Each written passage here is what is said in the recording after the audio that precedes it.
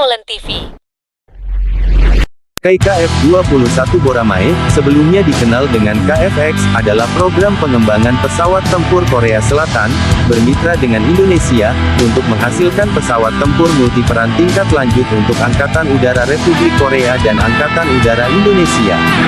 Badan pesawat ini memiliki fitur siluman bila dibandingkan dengan pesawat generasi keempat lainnya, tetapi tidak membawa persenjataan secara internal layaknya pesawat generasi kelima, meskipun internal base dapat diperkenalkan nantinya selama pengembangan.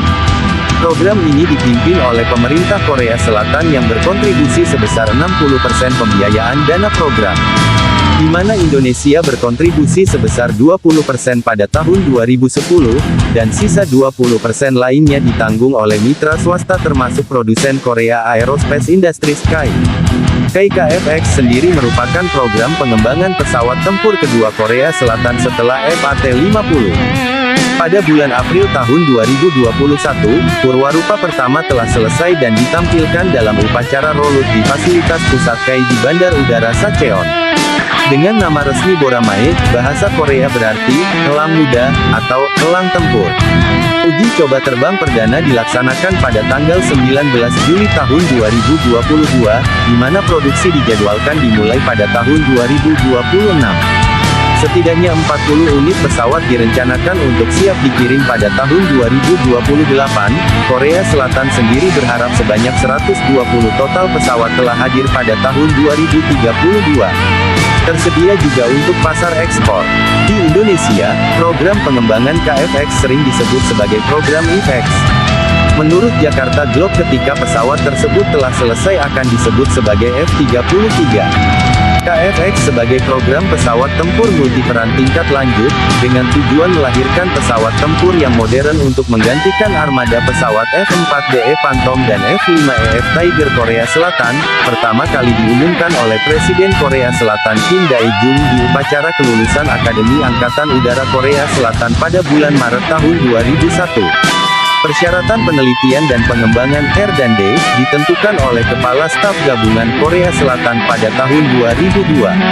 Program ini dirasa terlalu ambisius, melalui Korea Institute for Defense Analysis tidak menyatakan keraguannya akan kapabilitas negara untuk menyelesaikan program kompleks tersebut.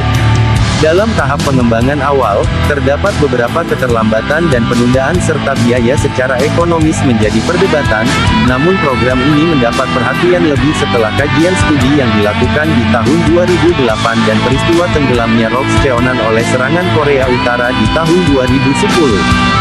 Meskipun program ini memiliki beberapa resiko tersendiri dan biaya per unit yang diperkirakan lebih mahal dibandingkan bila membeli dari produsen luar negeri, peningkatan industri pertahanan domestik dianggap penting secara strategis nasional dan diharapkan dapat memberikan dampak berkelanjutan pada sektor industri teknologi muktahir. Pada tanggal 15 Juli tahun 2010, sebuah kesepakatan kemitraan dengan Indonesia terjalin, dalam wujud pembiayaan sebesar 20% dari anggaran yang diperuntukkan untuk program KF-X, kerjasama pengembangan teknologi melalui Dirgantara Indonesia, dan pembelian 50 unit dari sekitar 150-200 unit pesawat yang akan diproduksi.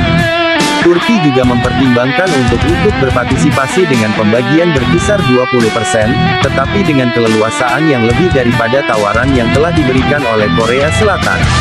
Pemerintah Korea Selatan menanggung 60% dari pembiayaan anggaran sebagai bentuk komitmen. Sisa 20% lainnya ditanggung oleh beberapa perusahaan domestik maupun luar negeri. Korea Aerospace Industries (KAI) memenangkan tender produksi dan bermitra dengan Lockheed Martin untuk dukungan teknologi.